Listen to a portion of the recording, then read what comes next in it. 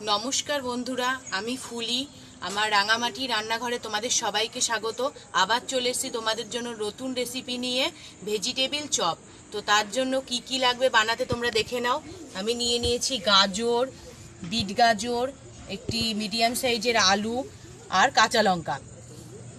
মশলা নিয়েছি আমি লবণ, হলুদ, জিরের গুঁড়ো, গোটা জিরে, আর নিয়ে নিয়েছি বেসন, চিনি, কাঁচা বাদাম আর বিস্কুটের গুঁড়ো। কুচিয়ে নেব। প্রথমে গাজর কুচিয়ে নেব।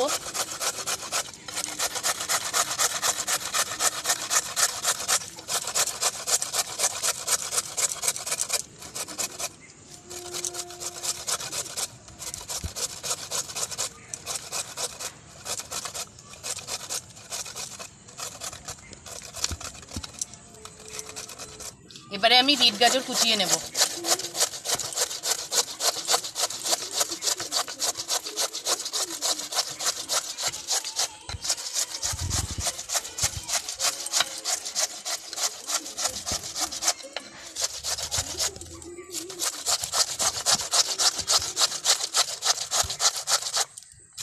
এবারে আলু কুচিয়ে নেব।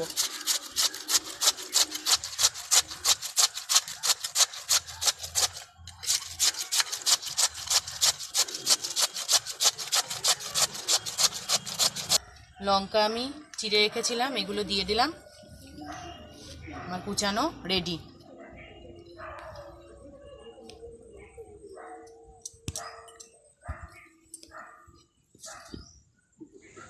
এবারে আমি প্রথমে বাদাম ভেজে নেব, তার জন্য কড়াইয়ে তেল দিয়ে দিলাম।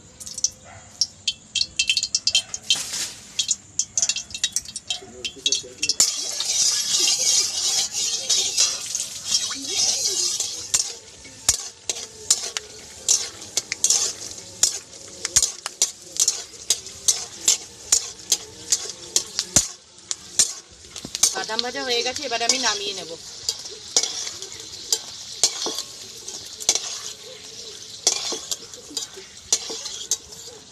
এবারে আমি ফোড়ন দিয়ে দেবো, তার জন্য দিয়ে দিলাম গোটা জিরে,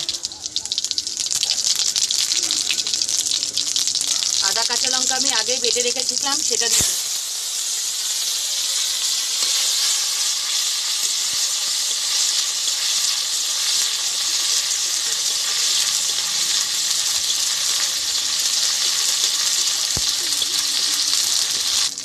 এবারে আমি গাজর কুচিয়ে রেখেছিলাম, সেগুলো দিয়ে দেবো।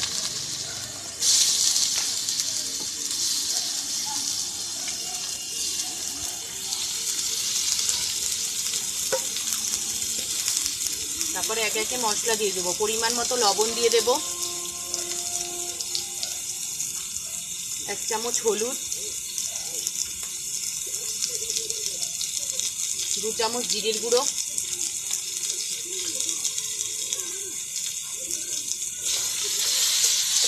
তারপরে ভালো করে কষিয়ে নেব।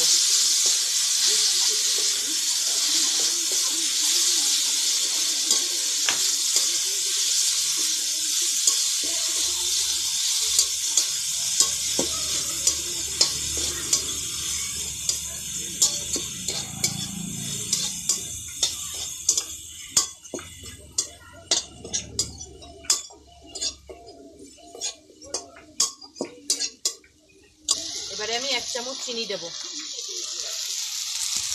তারপরে ভালো করে নাড়া দিয়ে দেব।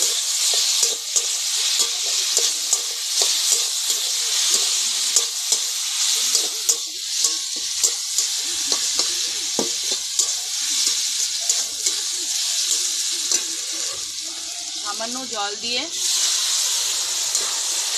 দেবো সেদ্ধ হওয়ার জন্য, তারপরে 10 মিনিট ঢাকা দিয়ে রেখে দেব।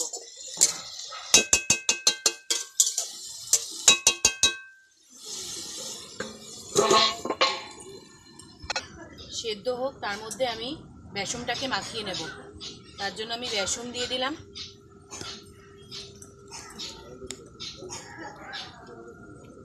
পরিমাণ মতো লবণ দিয়ে দেব, জল দিয়ে দেব।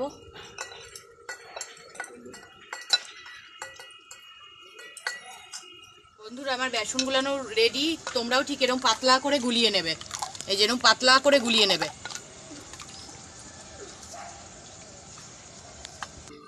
মিনিট হয়ে গেছে, এবারে আমি দেখে নেব তরকারি বানানো হয়েছে নাকি। প্রায় হয়ে এসছে, এবারে আমি বাদামটা দিয়ে দেব।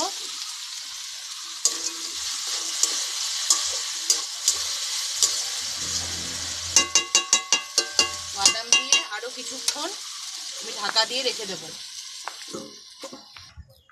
এবারে আমি দেখে নেব আর তরকারিটা বানানো হয়েছে কিনা। তরকারি বানানো আমার হয়ে গেছে, এবারে আমি নামিয়ে নেব। এই দেখো বন্ধুরা, ঠিক তরকারি বানানোটা এরকম হবে, তোমরাও এইভাবে বানিয়ে নেবে।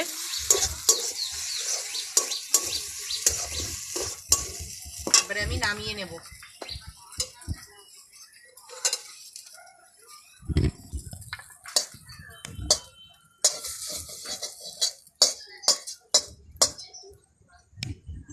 চপ ভাজার জন্য এবারে আমি কড়াইয়ে তেল দিয়ে দেব। বন্ধুরা, আমি এবারে চপটাকে বানিয়ে নেব, তার জন্য আমি এই সবজিটাকে নিয়ে এইভাবে লম্বা লম্বা করে আঁকিয়ে নেব। তারপরে বাঁ হাতে নিয়ে হালকা করে এরকম চাপ দিয়ে এই যে এরকম তৈরি করতে হবে জিনিসটাকে। তারপরে বেসনে চুবিয়ে নেব।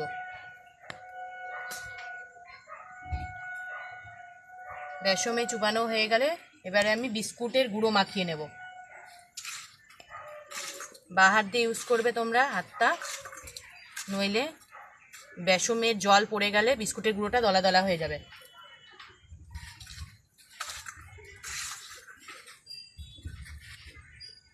এই দেখো, এইভাবে তোমরা বানিয়ে নেবে।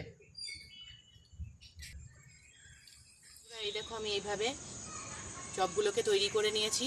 আমার তেল গরম হয়ে গেছে, এবারে আমি একটা একটা করে ছেড়ে দেব।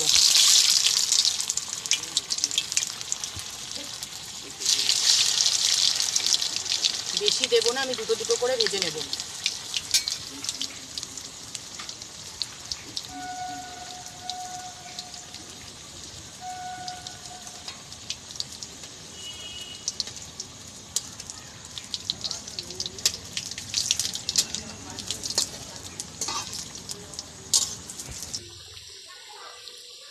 বন্ধুরা, তোমরাও এরকম কম হিটে ভাজবা, বেশি হিটে ভাজলে পুড়ে যাবে।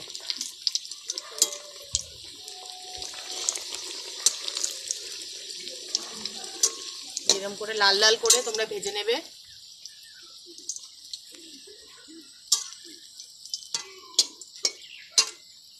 বেশি নাড়াচাড়া করবে না, তাহলে ভেঙে যেতে পারে। এই দেখো, আমার ভেজিটেবিল চপ রেডি। তোমরাও বাড়িতে বানিয়ে খাবে এবং আমাকে কমেন্ট করে জানাবে কেমন লাগলো। ভালো লাগলে আমার চ্যানেলটিকে লাইক ও সাবস্ক্রাইব করতে কিন্তু ভুলো না।